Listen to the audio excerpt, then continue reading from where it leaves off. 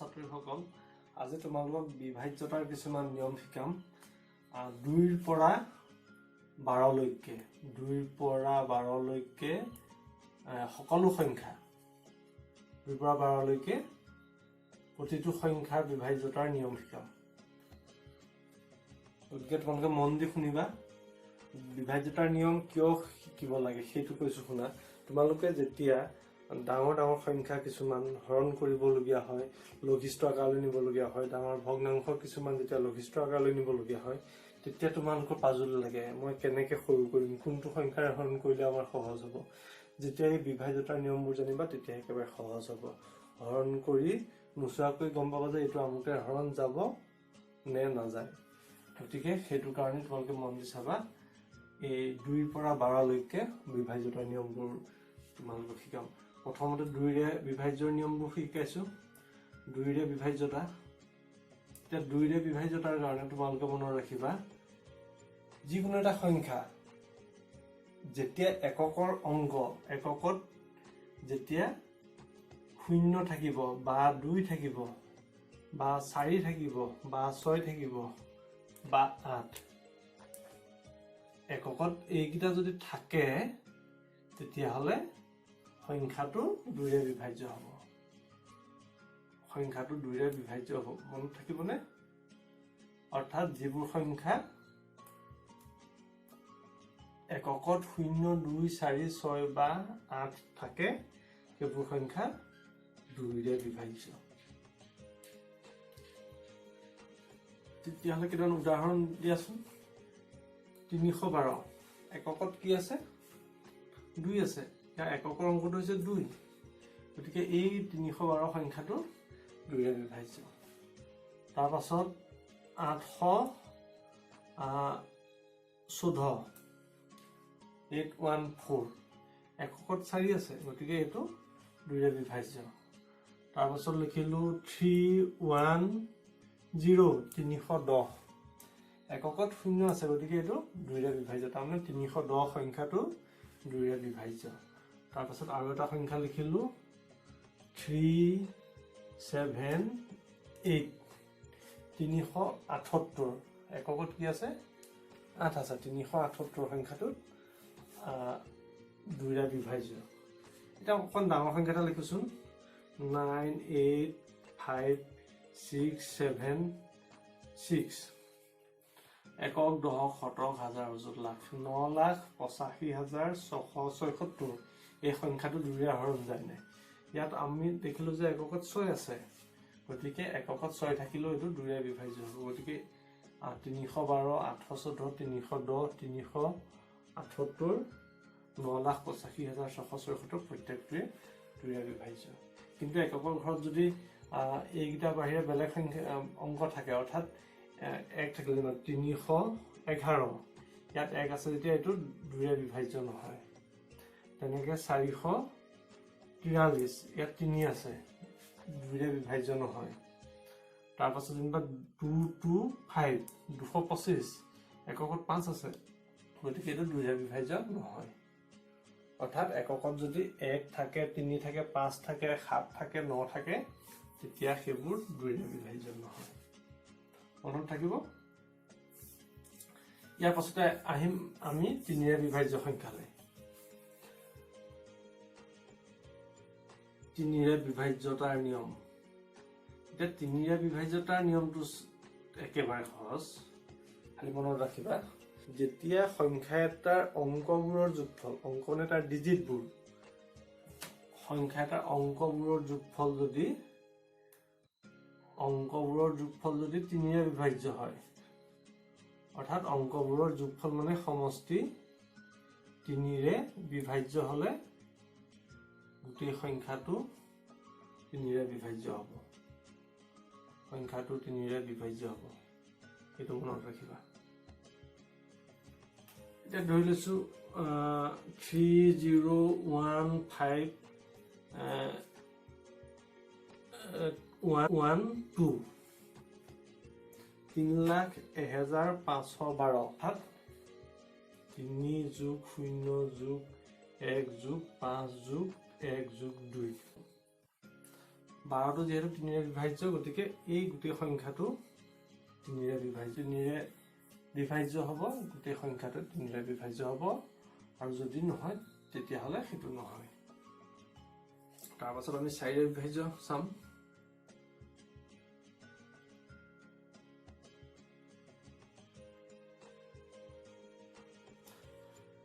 4ৰে বিভাজ্যত চাম আমি যেতিয়া এটা সংখ্যা লম যিমান ডাঙৰ সংখ্যা নহওক তাৰ একক আৰু দশকেৰে গঠিত একক প্লাস দশক একক আৰু দশকেৰে গঠিত সংখ্যাটো যদি 4ৰে বিভাজ্য তেতিয়া হলে গোটেই সংখ্যাটো 4ৰে বিভাজ্য হ'ব অৰ্থাৎ সংখ্যাটো যিমান ডাঙৰে নহওক একক আৰু দশক দুটা স্থানে চাম এতিয়া 3,14,15,912 এতিয়া এই সংখ্যাটো এটো 3,14,15,912 লিখা নাই 3,14,00,000 এটো কমাগিটা আতৰাই দিছো 3,14,15,912 ইয়াত আমি একক আৰু দশক এককত আছে 2 আৰু দশকত 1 তাৰমানে একক দশক মিলাই পেলা কি পালো 12 পালো এই 12টোক যেহেতু 4ৰে হৰণ যায় 4ৰে 3 বাৰ যায় যেবাৰে নজক 4ৰে হৰণ যায় অৰ্থাৎ 4ৰে বিভাজ্য গতিকে এই গোটেই সংখ্যাটো 4ৰে বিভাজ্য অৰ্থাৎ এই 3,14,15,912 সংখ্যাটো 4ৰে বিভাজ্য তেনেকে আৰু এটা সংখ্যা লওঁচোন 3,14916 এটো কিমান পালো একক দশক শতক হাজাৰ অযুত লাখ 3,14,916 লাষ্টৰ দুটা লৈ পেলাই কি পালো 16টো যেহেতু 4ৰে বিভাজ্য গতিকে এই গোটেই সংখ্যাটোৱে 4ৰে বিভাজ্য আমি বেলেগ এটা টেষ্ট কৰি চাওঁ 3,1946 এটা লাষ্টৰ দুটা কি আছে 46ক 4ৰে চাওঁচোন 4,11,44 4,48 গতিকে এই 46ক যেটা 4ৰে হৰণ নাযায় এই গোটেই সংখ্যাটোকো 4ৰে হৰণ নাযায় গতিকে 4ৰে হৰণ যাব নহলে কি হ'ব একক আৰু দশকেৰে গঠিত অংকটো যদি 4ৰে বিভাজ্য হয় তেতিয়াহলে সংখ্যাটো 4ৰে বিভাজ্য তোমালোকে প্ৰমাণ কৰি চাব পাৰা এটো 3,14,15,912 লিখি থোৱা এটো যেহেতু শেষত দুটা মিলি 12 আছে 4ৰে হৰণ যায় গোটেই সংখ্যাটো 4ৰে হৰণ যাব তেনেকে 3,14,916 তোমালোকে কৰি চাবা 4ৰে হৰণ যাব এতিয়া 4ৰে বিভাজ্যতা কৰিলো ইয়াৰ পাছত আমি চাম 5ৰে বিভাজ্যতাৰ নিয়ম 5ৰে বিভাজ্যতা এটো একেবাৰে সহজ মনত ৰাখিবলৈ 5ৰে বিভাজ্যতাৰ নিয়মটো হ'ল যদি এককৰ অংগটো 0 বা 5 থাকে একক যদি 0 বা 5 হয় সেই সংখ্যাটো 5ৰে বিভাজ্য হয় 395 এককত কি আছে 5 গতিকে 5ৰে বিভাজ্য 9045 কি আছে 5 9045 গতিকে 9045ক 5ৰে হৰণ যাব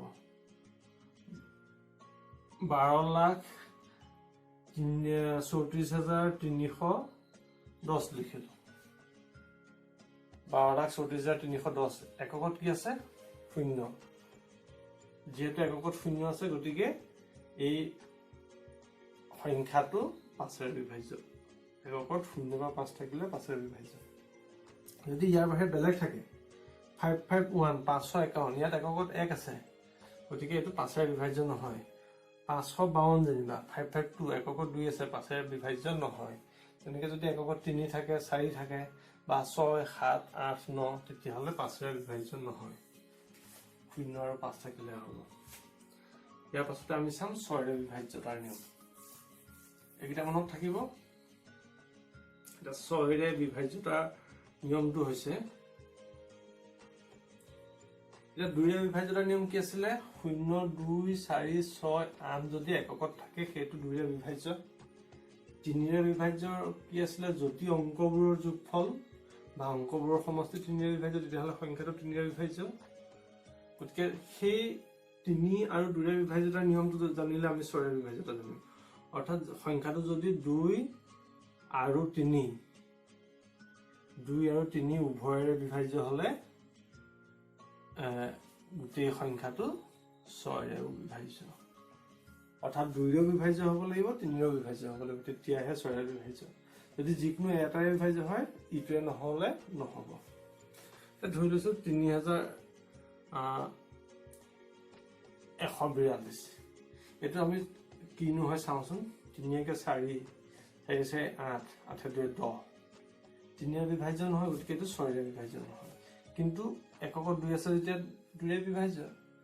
2ৰে বিভাজ্য হয় কিন্তু 3ৰে বিভাজ্য নহয় হেতু কাৰণে 6ৰে বিভাজ্য নহয় যদি 2ৰো হয় 3ৰো হয় তেতিয়াহে হ'ব এতিয়া আমি এটুকে চাম আৰু এটা টুল লগাই দিলো এটা কি হল 31422 এতিয়া চাম এই অংককেইটাৰ যোগফল 3 কে 4 4 4 8 8 2 10 10 2 12 12ক 3ৰে হৰণ যায় গতিকে এই সংখ্যাটো 3ৰে বিভাজ্য এককত 2 আছে গতিকে 2ৰো বিভাজ্য যেহেতু 2 আৰু 3 উভয়ৰে বিভাজ্য গতিকে 6ৰে বিভাজ্য অৰ্থাৎ 31422 সংখ্যাটো 6ৰে বিভাজ্য গতিকে তেনেকে চাব লাগিব কেতিয়াবা পাবা অকল 3ৰে বিভাজ্য 2ৰে নহয় তেতিয়াও কি 6ৰে বিভাজ্য নহব কেতিয়াবা অকল 2ৰে বিভাজ্য 3ৰে নহয় তেতিয়াও 6ৰে নহব 2 3 দুইটাৰে হলেহে 6ৰে বিভাজ্য মনত থাকিব এতিয়া 7ৰে বিভাজ্য 7ৰে বিভাজ্যতা এই 7ৰে বিভাজ্যতাৰ নিয়মটো চাবা ইয়াত কি কৰিব লাগিব এককৰ যিটো অংক সেই অংকটো দুগুণ কৰি এককটো বাদ দিলে যিটো সংখ্যা থাকিব এই সংখ্যাটোৰ পৰা বিয়োগ কৰিব লাগিব সেই বিয়োগফলটো যদি 7ৰে বিভাজ্য গোটেই সংখ্যাটোৱে 7ৰে বিভাজ্য এটা আমি এটা উদাহৰণ লম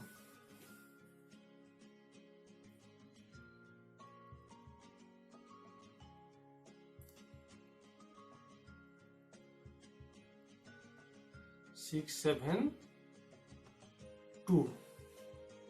672 এই 672টো 7ৰে বিভাজ্য হয় নে নহয় চাম তাক কি কৰিবলৈ কৈছিলো এককৰ যিটো অংক তাক দুগুণ কৰিব লাগিব এককৰ আছে 2 2টোক দুগুণ কৰিলে কি হ'ব 4 হ'ব হেতু আমি সেই এককটো বাদ দি বাকি যি থাকিব তাৰ পৰা বিয়োগ কৰিব লাগিব এতিয়া 672ৰ পৰা এই 2টো যদি আমি মুহাই দিও 67 থাকিব 67 পৰা এই 4টো বিয়োগ কৰিম 7ৰ 4 গল কিমান 3 6 টু 6 নামি আহিল এতিয়া এটো 7ৰে বিভাজ্য হয় নে 7 9 গুণ 63 7ৰে বিভাজ্য হয় গতিকে 672 সংখ্যাটো 7ৰে বিভাজ্য অৰ্থাৎ আমি এককটোক দুগুণ কৰি বাকি থকাটোৰ পৰা সেইটো বিয়োগ কৰিব লাগিব বিয়োগ কৰিলে যদি 7ৰে বিভাজ্য হয় গোটেই সংখ্যাটো 7ৰে বিভাজ্য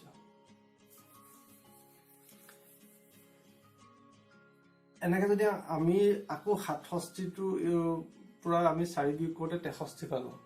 63টো 7ৰে বিভাজ্য বুলি আমি গম পালো যদি ডাঙৰ সংখ্যা হয় সেইটো 7ৰে বিভাজ্য হয় নে যদি উলিয়াব লাগে স্টেপ বাই স্টেপ আকৌ কৰি গৈ থাকিম অৰ্থাৎ আমি বেলেগ এটা লৈছো 14672 এটো আমি কেনেকৈ কৰিম এটো আমি প্ৰথম কি কৰিম 14772 या 14000 কি 14672 এই এককৰ দুগুণ কৰিম দুগুণ কৰিলে 2 দুগুণ 4 হ'ব এই 4ৰ পৰা এটো আমি বিয়োগ কৰি দিম 7ৰ পৰা 4 গল থাকিল 3 এটো 6 নামি আহিলে 4 1 এতিয়া আমাৰ নতুন সংখ্যাটো হ'ল 1483 টো 7ৰে যদি বিভাজ্য হয় এই গোটেইটো 7ৰে বিভাজ্য এতিয়া যেন 1483 টো 7ৰে বিভাজ্য হয় নে নহয় আমি নাজানো তাহলে আকৌ আমি একে ধৰণে এই সংখ্যাটো যেনেকৈ 7ৰে বিভাজ্য হয় নাচাইছিলো এটুকু চাম অৰ্থাৎ 3ক দুগুণ কৰিম 3ক দুগুণ কৰিলে কিমান হ'ব 6 হ'ব 6টো ইয়াৰ পৰা বিয়োগ কৰিব লাগিব এবাৰ বিয়োগ কৰিলে 6 বা 6 গল 0 হলে 4 এফাল 1 140 মানে 7ৰে 7 দুগুণ 14 20 বাৰ যাব গতিকে এইটো যেহেতু 7 বিভাজ্য 140টো 7 বিভাজ্য গতিকে 1633টো 7 বিভাজ্য অৰ্থাৎ 14672টো 7 বিভাজ্য হয় এনেকে আমি 7 বিভাজ্যতা নিয়মো আমি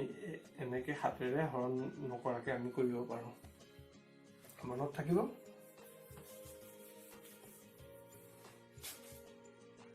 তাৰ পাছতে আমি কৰিম 8ৰে বিভাজ্যতাৰ নিয়ম 8ৰে বিভাজ্যতা এটা চাবাই 8ৰে বিভাজ্যতাৰ যেটো নিয়ম এই নিয়মটো 4ৰ সৈতে প্ৰায় একে 4ত চাই একক আৰু দহক খালি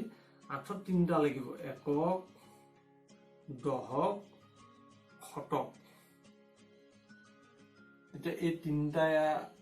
স্থানৰ অংকটা আমি চাব লাগিব অৰ্থাৎ একক দহক শতকেৰে গঠিত যেটো অংক হেতু যদি 8ৰে বিভাজ্য হয় গোটেই সংখ্যাটোৱে 8ৰে বিভাজ্য হ'ব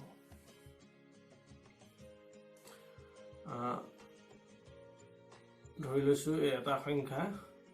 1945612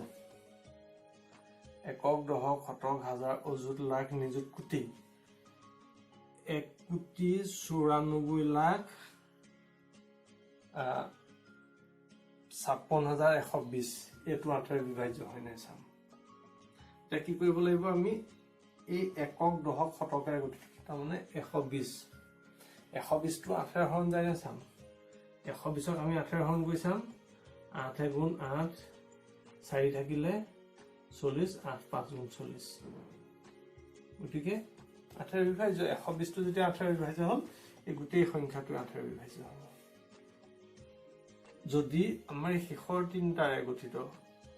সংখ্যাটো 8ৰে বিভাজ্য নহয় তেতিয়াহলে আগত যি নাথাকক সেইটো 8ৰে বিভাজ্য নহব অৰ্থাৎ আমি লাষ্টৰ তিনটা ডিজিট চালে হ'ল মনত থাকিবনে এটা আমি 9ৰে বিভাজ্য নিয়ম ইয়াত তলতে লিখিছো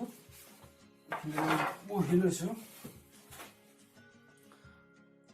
9ৰে বিভাজ্যতা 9ৰে বিভাজ্যতাৰ কাৰণে কি চাব লাগিব এই 3ৰ সৈতে একে অংকবোৰৰ সমষ্টি 3ৰে বিভাজ্য হলে সংখ্যাটো 3ৰে বিভাজ্য ইয়াত যেনিবা অংকবোৰৰ সমষ্টি যদি 9ৰে বিভাজ্য হয় তেতিয়াহলে সংখ্যাটো 9ৰে বিভাজ্য বুজি পাইছানে ইয়াত যেনেকে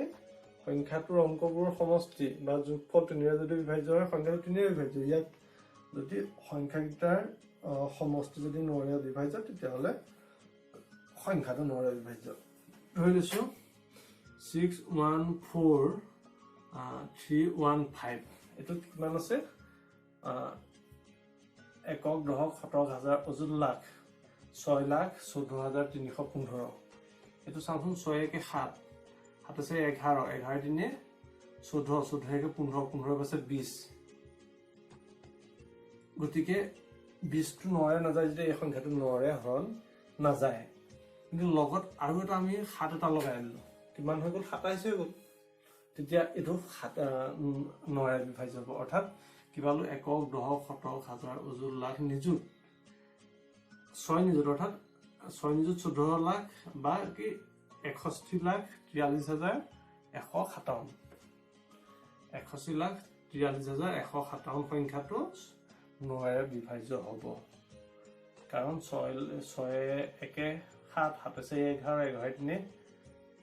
14 14 একে 15 15 আছে 20 20 একে 27 27ক যেহেতু 9ৰে হৰণ যায় 9 3 গুণ 27 গতিকে এই গোটেই সংখ্যাটো 61,43,157 সংখ্যাটো 9ৰে হৰণ যাব তেনেকে তোমালোকে যিকোনো সংখ্যা চাব পাৰিবা যে অংকবোৰৰ যোগফল বা ডিজিটবোৰ যোগ কৰিলে যদি 9ৰে হৰণ যায় গোটেই সংখ্যাটো 9ৰে হৰণ যাব তাৰ পাছত এতিয়া আমি 10ৰে হৰণ যোৱাটো চাম আমি ওপৰ ফালে মোহাৰি দিছো তলত জায়গা নাইকিয়া হৈছে এটা 10ৰে বিভাজ্যৰ কাৰণে একেবাৰে সহজ ইয়াত অকল এককৰ সংখ্যাটো এককৰ অংকটো যেতিয়া 10ৰে বিভাজ্যতা এককৰ অংকটো যদি শূন্য থাকে এককত শূন্য থাকিলে সেইটোৱে 10ৰে বিভাজ্য। এককত শূন্য থকা যিকোনো সংখ্যা আগত যিয়ে নিদিয়া 31560 31,560 শূন্য আছে যেতিয়া 10ৰে বিভাজ্য। 3165790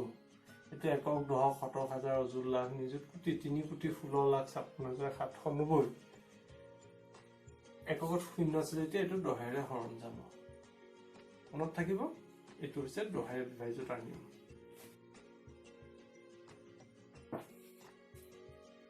এতিয়া আমি 11ৰে বিভাজ্যতাৰ নিয়মবোৰ চাম। যেতিয়া এটা সংখ্যাৰ যুগ্ম স্থানৰ অংকৰ সমষ্টি আৰু অযুগ্ম স্থানৰ অংকৰ সমষ্টি সেই দুইটাৰ যিটো পাৰ্থক্য যদি 11ৰে বিভাজ্য বা শূন্য হয়, অৰ্থাৎ 0, 11, 22, 33 এইবোৰ হয়, তেতিয়াহ'লে গোটেই সংখ্যাটো 11ৰে বিভাজ্য। অৰ্থাৎ সংখ্যাটোৰ যুগ্ম স্থানৰ অংকবোৰৰ যোগফল আৰু অযুগ্ম স্থানৰ অংকবোৰৰ যোগফলৰ পাৰ্থক্য যদি 0, 11, 22, 33 এইবোৰ হয়। মনত থাকিবনে? উদাহৰণ এটা লোৱা, তেতিয়া বুজিবলৈ সহজ হ'ব। 2, 8, 5, 9, 2, 8, 5, 9, 1, 2 এইটো অকণ ডাঙৰকৈ লিখিছোঁ। 2, 8, 5, 9, 1, 2 ইয়াত আমি চাম। ইয়াত প্ৰথম 1 নম্বৰ, 3 নম্বৰ তেনেকৈ প্ৰথম আছে অযুগ্ম স্থান, 1 নম্বৰত 2 আছে, অযুগ্ম স্থান নেক্সট 3 নম্বৰটোত 9 আছে, তাৰপাছত 5 নম্বৰটোত 8 আছে। এবাৰ যুগ্ম স্থানটো চাম। তাৰমানে দশকটো হৈছে যুগ্ম স্থান, 1 আছে, যোগ 5 আছে, যোগ 2 আছে। এতিয়া এই যোগফলকেইটাৰ পাৰ্থক্য 2 9, 9 11, 11 8 কিমান হ'ব? 19, 1 5 6, 6 2 8। এতিয়া এই অযুগ্ম স্থানৰ অংকবোৰৰ যোগফল পালোঁ 19, যুগ্ম স্থানৰ অংকবোৰৰ যোগফল পালোঁ 8। এতিয়া এই আমি 19ৰ পৰা যদি 8টো বিয়োগ কৰি দিওঁ, 9 গ'ল থাকিলে এইফালে 1 নামি 11 পালোঁ। গতিকে যিহেতু 11 পালোঁ, অৰ্থাৎ 11 বিভাজ্য, গতিকে এই গোটেই সংখ্যাটো 2,85,912 সংখ্যাটো 11ৰে বিভাজ্য। এইটো হৈছে 11ৰে বিভাজ্য নিয়ম। তাৰপাছত এতিয়া 12ৰে বিভাজ্য নিয়মটো শিকাম। এইটো শেষ। 12ৰে বিভাজ্য নিয়ম। 12ৰে বিভাজ্যতাৰ নিয়মটোত অন্য একো